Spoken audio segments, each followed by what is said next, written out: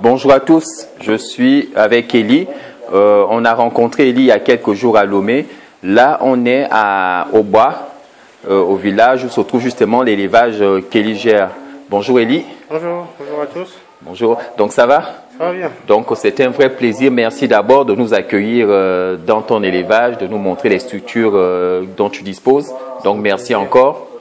Alors Elie, c'est quoi l'activité type d'une personne qui gère ce type d'élevage?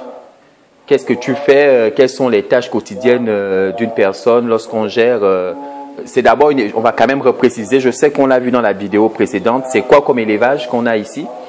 C'est la culture, l'élevage de lapins. De lapins, ok. Et c'est quoi l'activité principale? Qu'est-ce qu'il faut faire tous les matins? Déjà, il y a combien de bêtes ici? On est à combien de lapins? Actuellement, nous sommes à 45 reproductrices femelles, 5 reproducteurs mâles. Ok. Les lapéraux doivent environner actuellement, je crois, une centaine. Ok, ok, ça marche.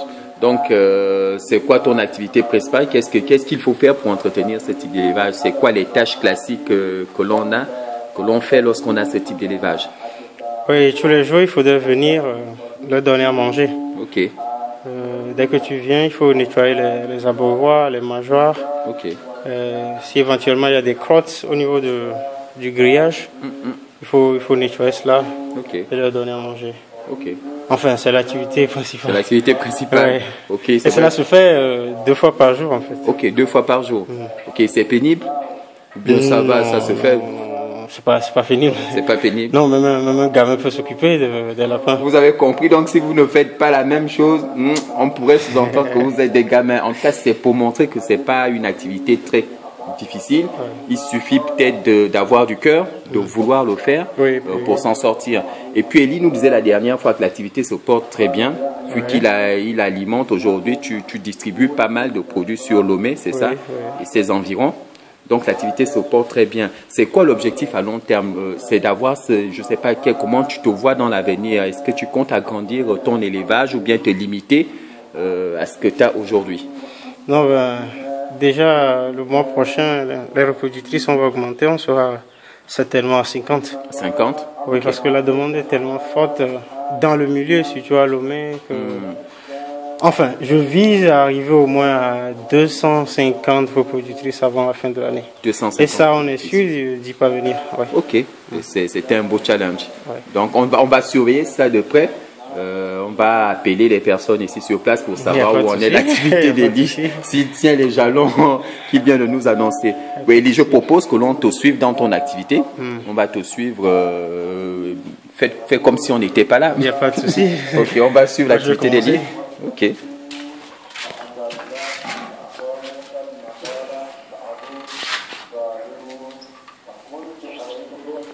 Donc là, qu'est-ce que tu vas faire là? On commence par quelle activité?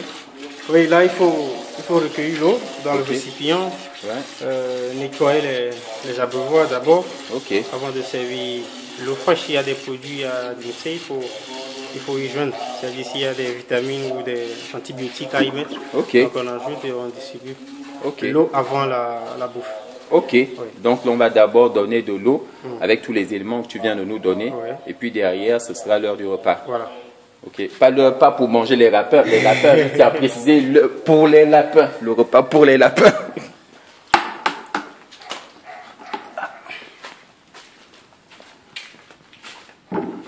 Bon, là, pour nettoyer, on met un peu de citron.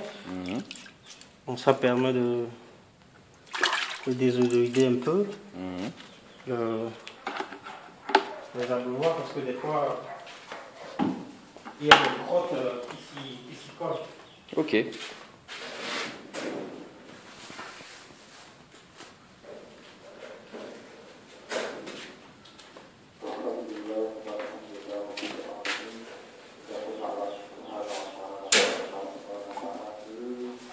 Donc, des fois, il y a un peu d'eau qui reste. Ok. Donc, on essaie de rincer. Après avoir rincé, on verse l'eau et on plonge l'abreuvoir dans le liquide avec le citron. On reste de nouveau.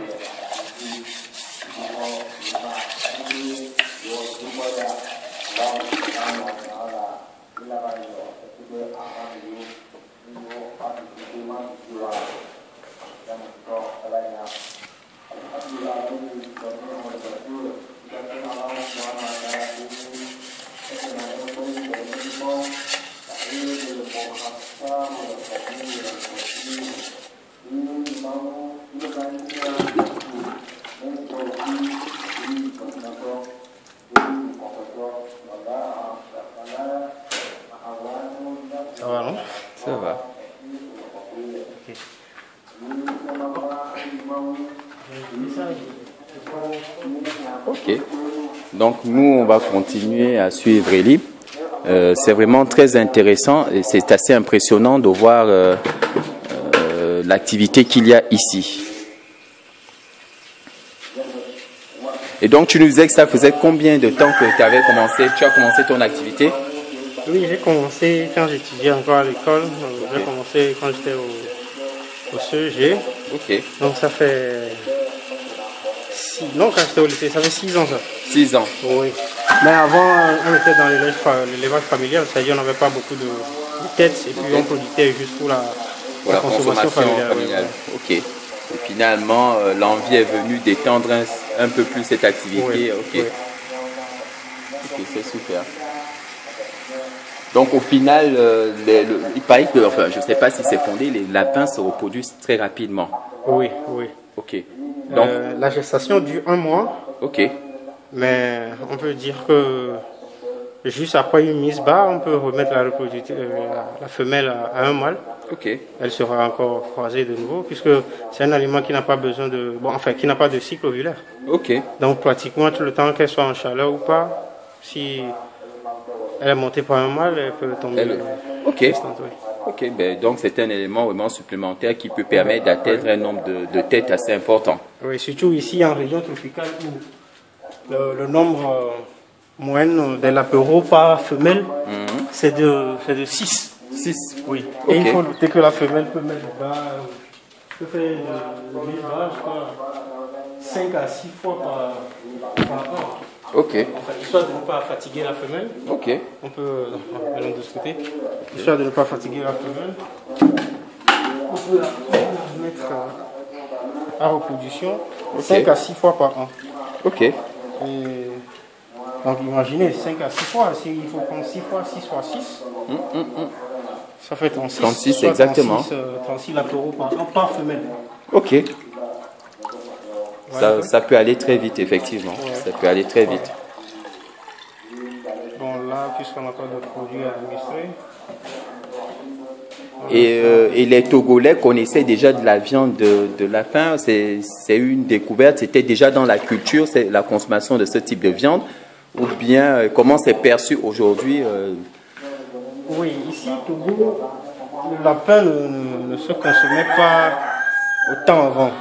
On était plus penché sur les agoutis, les alocodes, tout ça. Mais le lapin en particulier, on ne consommait pas. Bon, enfin, la cherté aussi de la viande à l'époque, puisque il n'y avait pas d'élevage industriel avant, c'était seulement des familiales, donc c'était un peu cher. Et c'était les personnes de certaines classes qui pouvaient souffrir ce type de plaisir. Viande, voilà. Okay. Et puis spécialement aussi à Lomé, bon nombre d'hôtels n'en servaient pas à l'époque. Okay. Mais maintenant, pratiquement tous les hôtels en servent. Et ça se consomme, il faut un événement particulier. Quelles sont les mœurs aujourd'hui des Togolais vis-à-vis de la viande? Ils l'achètent pour consommer au quotidien ou bien c'est lors de cérémonies, des circonstances particulières qui font aujourd'hui qu'ils achètent ce type de viande? Ou bien comment est-ce qu'ils se positionnent par rapport à l'achat de ce type de viande? Bon, enfin, le lapin spécialement n'a pas, dans notre milieu ici, je crois sur toute l'étendue du territoire, il n'y a pas de tabou en ce qui concerne la viande du lapin. Okay. Donc, peu importe la religion, tout le monde peut manger le lapin. Okay. Pourvu qu'on s'y plaît. Okay. Ce que j'ai remarqué, c'est que les gens ont certaines réticences par rapport à la consommation. Parce qu'ils se disent le lapin, bon, j'ai un ami qui a ça à la maison, il se promène bien. C'est un animal de compagnie, on le perçoit comme un animal de compagnie. Okay. Mais si tu arrives à lui faire goûter la viande, allez, ils prennent rapidement. Oui, oui. Okay. Donc aujourd'hui, on n'attend pas spécialement des occasions type pour en consommer, non. Mais ce qu'il faut dire, c'est que en période de fête, fin d'année, temps pascal, tout ça, la demande est élevée.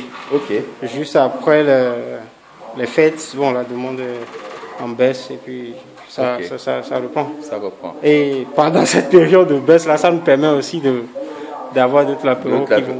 Ok, effectivement, ça vous permet de refaire les stocks. Voilà. Ok, ben c'est super. Ben écoute Eli, on va continuer à te suivre et te laisser faire ton travail. Donc si on pouvait terminer notre interview toujours comme on le fait en incitant. Donc je pense qu'aujourd'hui, si jamais les Africains voulait venir investir dans la viande de lapin, dans ce type d'élevage, c'est une activité qui a de beaux jours devant elle, c'est ça? Oui. Donc il n'y a pas de raison d'avoir peur spécifiquement de se lancer dans ce type d'activité. C'est un animal qui tient le coup, surtout avec les races qu'on a arrivé à maîtriser aujourd'hui. Bon, le lapin ne présente plus d'ambiguïté en ce qui concerne l'élevage. Hein. Ok. Ici, en région tropicale, il n'y a que la gale qui les dérange, mais il y a les produits pour ça. Il suffit seulement d'en avoir et puis bon, ok, c'est fini. Ben Eli, nous te souhaitons en tout cas bonne continuation, bonne chance. Je pense qu'avec le cœur, c'est notre leitmotiv sur le blog, avoir un cœur d'entrepreneur lorsqu'on commence à faire quelque chose. Et c'est pour ça qu'on a tenu vraiment à te rencontrer. Nous, on a entendu parler d'Eli depuis la France. On nous a dit, vous ne pouvez pas passer par le Togo sans venir voir Eli parce que ce qu'il a démarré ici, on entendra encore parler de lui dans les mois, les années à venir. Donc là, on a la chance aujourd'hui de venir le rencontrer. Peut-être que dans quelques années, il va falloir prendre rendez-vous. J'espère qu'il ne va pas oublier. Il ne va pas oublier notre nom et notre blog. On aura toujours la possibilité de venir t'interviewer et de voir comment l'élevage a évolué. Eli, on te souhaite bonne continuation et puis nous on garde le contact. Merci bien. Allez, au revoir à tous. Au revoir. Ciao.